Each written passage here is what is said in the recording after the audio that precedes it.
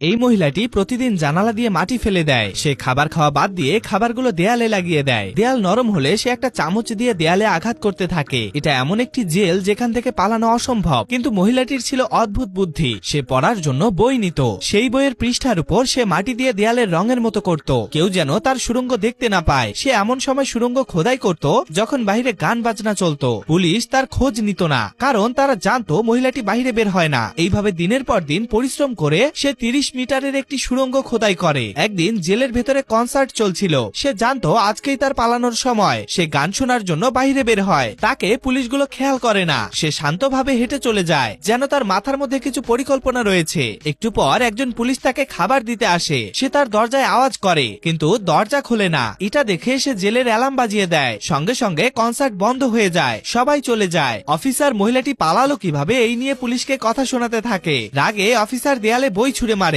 আর তখনই দেয়াল ভেঙে যায়। এটা দেখে অফিসার অবাক হয়ে যায়। অফিসার ভালো করে খেয়াল করে দেখে এটা নকল দেয়াল। নকল দেয়ালের পেছনে একটি সুড়ঙ্গ রয়েছে। এটা দেখে অফিসার একজন পুলিশকে সুড়ঙ্গের ভেতরে পাঠিয়ে দেয়, কিন্তু পুলিশটি একটু যাওয়ার পরেই সুড়ঙ্গ শেষ হয়ে যায়।